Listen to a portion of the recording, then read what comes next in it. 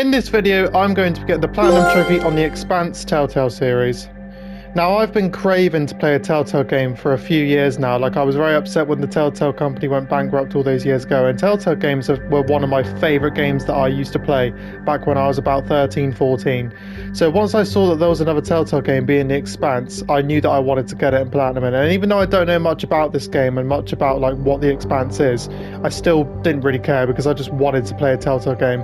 The last Telltale game I had played was Guardians of the Galaxy Telltale game, which was, I believe, released in 2017 or 18. I can't fully remember which one. And I played that about 2 years ago. So it's been about a good 2 years since I last played a Telltale game. So once I got this game, I couldn't wait to get platinum on it. Now, this game, in terms of getting the platinum, is very different compared to the other Telltale games, because with the other Telltale games, it's extremely simple. You just literally have to play the game. There are no like miscellaneous or collectible achievements. With the old Telltale games, you just literally had to play and that was it. Whereas with this one, it's completely different. Obviously, you still have to complete the episodes for achievements, but there are also a bunch of miscellaneous achievements and a bunch of collectible achievements as well. So I knew going into this that this would probably be a bit more different compared to other Telltale games, but I didn't mind because I was looking forward to playing this game. When I looked at a guide for this, there was no actual guide saying that like what difficulty this would have been, but from my experience, out of a 10, this is literally like a 1 out of 10. Like this game isn't that hard at all, and it was a lot of fun. Also, before we get into the video, guys, make sure you subscribe to the channel, as 93% of you guys that watch my videos are currently not subscribed. So honestly, it would mean a lot and help a lot out with the channel if you just subscribe, because it only takes 2 seconds. So please hit that subscribe button and turn those notifications on so you don't miss future videos. But anyway, let's get straight into the video. So with this being a Telltale game, there wasn't really any steps to complete in this game. Like, I mean, I ended up having to play this game twice anyway, but the first step was to literally just play the game and just enjoy it, man. Like, it's a Telltale game. I absolutely love Telltale games, and I just wanted, obviously, any collectibles or miscellaneous achievements that came my way, I would obviously get, but I wasn't actively, like, expecting to get every single achievement in this first playthrough. So the first step, like I said, was to just play the main story and just enjoy it. And we start off with a cutscene with the captain of the ship called Cox, and the character that we play as throughout the whole game being called Drummer. And we just talk about a bunch of stuff. It's just like the opening of the game. And then after that, we then get to do our first bit of free roaming. I should start by briefing Khan. Okay, brief Khan. But there's actual waypoints on this game. Okay.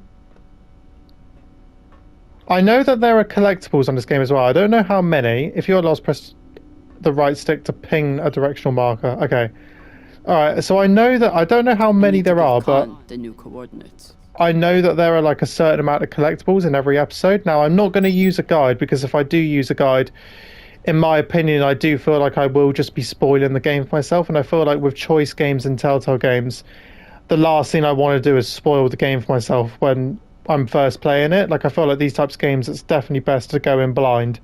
That's where you get the best experience. So it may take, like, obviously this platinum may take me longer to obtain, but in a way I don't mind, because I've done it with, like, you know, the Life is Strange games and stuff in the past, and like I'm not too bothered with it being like an extra few hours. So new orders from the captain. I know. I'm just going to try and find... I definitely won't find all the collectibles myself on my first run, but I'm going to definitely like give it my best go and find as many as I can.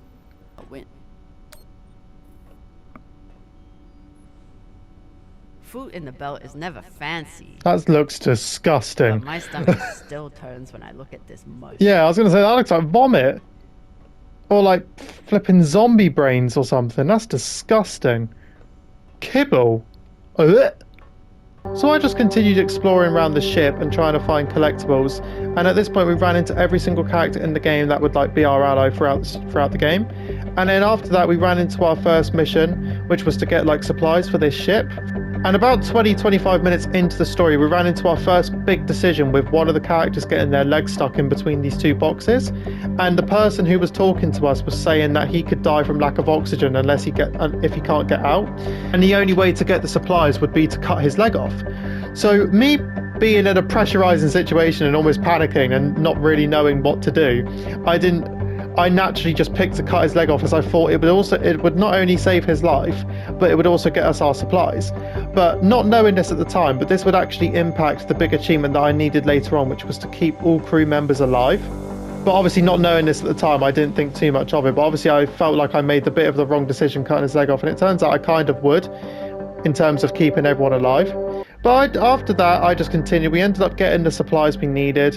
And then as I was continuing to play as my character, we ran into our first, like, I guess, moment where, like, she was about to die. And we had to do, like, a bunch of quick time events.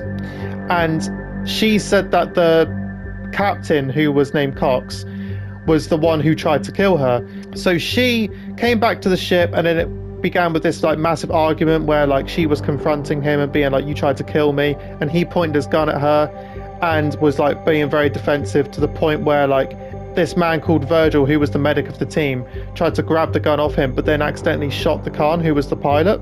And then after that, we managed to grab Cox and put him into the airlock. And then after hearing him out of what he was saying, after he admitted that he did try and kill me, etc., we had a choice of either putting him into the brig, which would keep him alive, and we could use him as like interrogation and like information for what we need when going after this treasure, or we could like open the airlock and kill him there and then. And obviously I chose to keep him alive and put him into the brig, which then ended episode 1. And then after an hour or so of not getting an achievement, I finally got my first 2 achievements.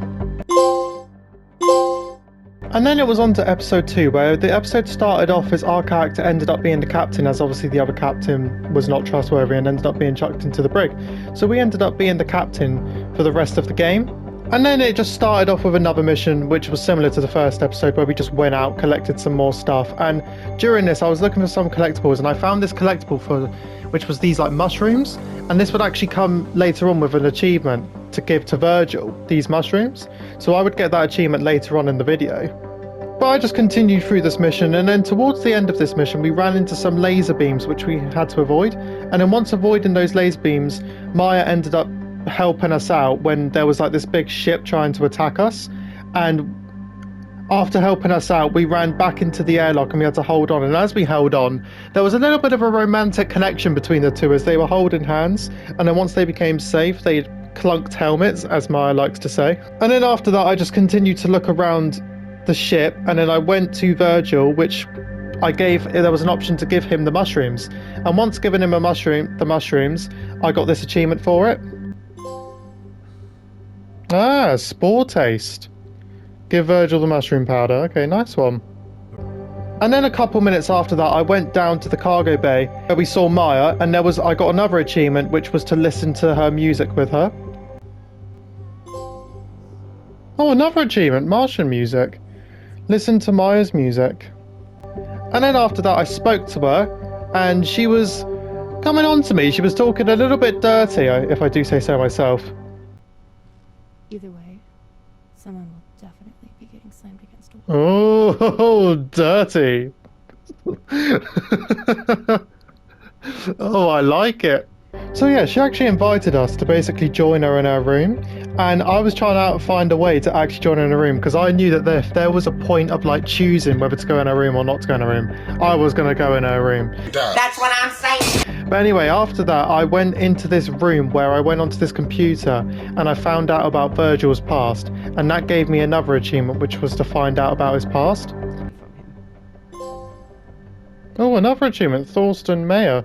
Discover the truth about Virgil's past. And then pretty soon after that, I went into Cox's room and I found his scotch and then brought it down to him in the brig, and that gave me another achievement to give him his scotch. Another achievement, bottoms up. Give Cox the bottle of scotch. And then after that, my wishes came true, as I had a pretty easy, probably the easiest decision in this game to make, which was to either join Maya in her room or go to my room, and we all know what I was picking. Go to your room, without question, Maya's room. I'm coming, Maya! Definitely.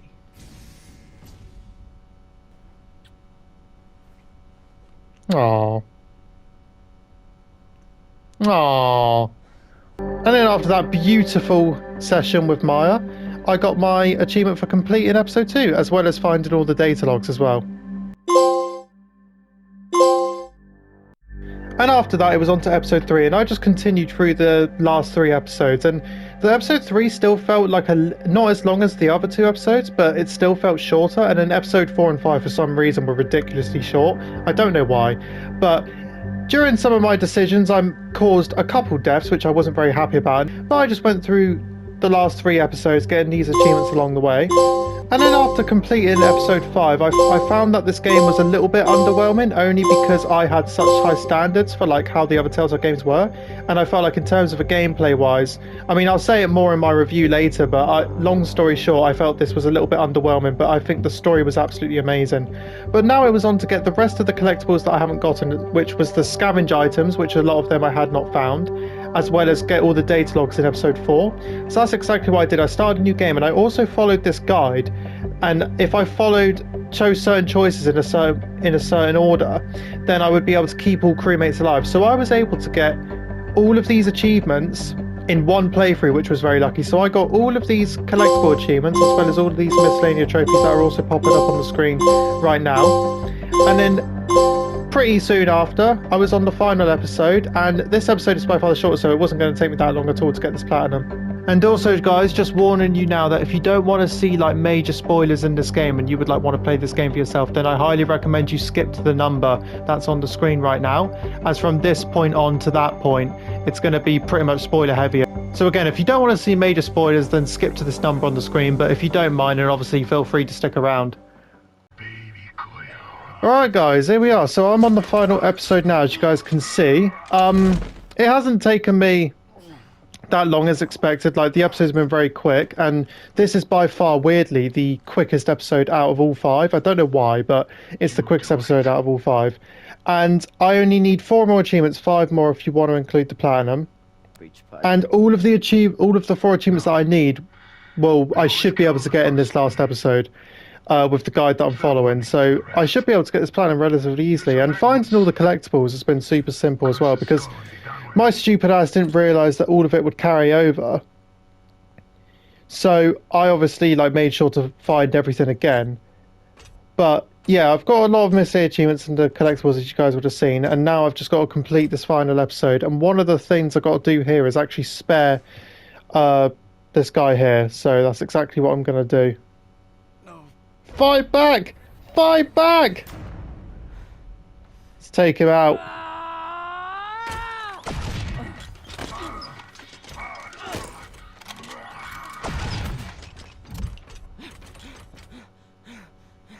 Drummer's turned. Ready back up.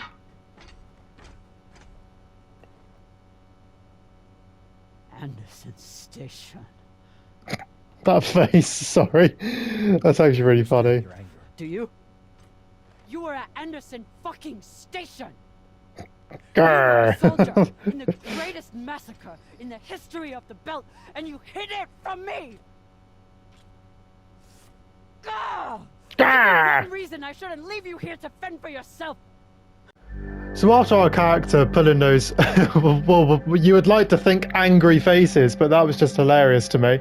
It was then on to go downstairs to the twin Arlen, who was the one who originally turned on us, and we had like a really bad fight with him with the most awful QuickTime events, as I'll explain in my review later on. And after doing that, his twin brother came along, pointing a gun at us, and then once the brother came walking up to him, he ended up shooting the brother, which then gave us the achievement to get Raylan to kill Arlen. Oh! Oh, he's still doing it!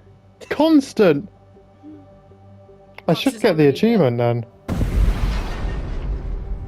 Go! Or whatever. I think they might all pop up at the very end. I don't know. I think all 4 of them, or like... oh no, there it is. Brother's Reaper. Rayan kills Arlen. Okay. And then after that, it was like the final bit of the episode / the game, where like you do like this little fight with I guess the main boss in the game. And again, it was a really bad boss fight. Like, even in Telltale aspects, like, it was a really bad QuickTime event. It was so underwhelming, and it just wasn't the best boss fight. But after defeating her, blowing her up, I got my last 3 achievements of the game, which then gave me my platinum trophy. Alright, that is the end. I should get my achievements now. They should start popping up. Yep, alright, there's 1. So, Miraculous Maya, that's probably to keep her alive. And then 1 for Khan. Yep, Khan's Revenge, so that's to keep her alive. And then 1 more to keep all the crewmates alive as well. Yep, there it is. No Belter left behind, which means the 4th and final one There it is, bullseye, being the platinum trophy. Alright, let's go. Okay, so yeah, overall this game has been like a good bit of fun. So this is like the first Telltale game I've played in like 2 years, and obviously it's quite different to the others. Like with the others, it's super simple. You just literally play through the game and like you just get the platinum. Like you don't have to do any miscellaneous stuff or collectibles, whereas like with this it was completely different and you had to get miscellaneous trophies and collectibles, which obviously for me I don't necessarily mind. Like it's a change, but obviously because I love like the older Telltale games so much, like the Batman Telltale games and the Wolf Among Us and the Walking Dead, Game of Thrones, etc. Like I'm just so used to just seeing Telltale games in the light of you just simply play them. So it was a weird adjustment, but like it wasn't a bad adjustment. But the only reason this game to me was a little bit underwhelming was the gameplay, because of mainly the quick time events. The quick time events I felt like was just really lazy and like just wasn't really like, I guess there wasn't much effort put into the like quick time events, because there was literally just L2, R2 and the left stick. Like I wish in the old, like just like in the other Telltale games, it was like square, triangle, you know, square and hold left stick, like, you know, just stuff like that, stuff that would actually make me get thinking a little bit rather than just L2, R2 and the left stick. I didn't like that at all. And I also didn't like how short the episodes were. Like episode 1 and 2 were like, I guess they were a bit more like longer compared to the other 3, but like it felt weird. It felt like episode 1 was the longest and then it just decreased in like time until we got to episode 5, which is basically like half an hour long on average, like maybe 25 minutes. And I didn't like that at all. Like I honestly wish that this game, the episodes were much longer. That bit I didn't like, and that's why like overall this game was a little bit underwhelming. Not massively, because I still enjoyed this game, but this game was still definitely a little bit underwhelming, just simply for those reasons. But it is good, but it's just a little bit underwhelming, unfortunately. But the story was good as well. I forgot to mention that I did really like the story of this game. But anyway, I'm going to leave the video there. So if you like the video, guys, make sure you like and subscribe to the channel if you are new, and turn those notifications on so you don't miss future videos. And take care. See you guys later.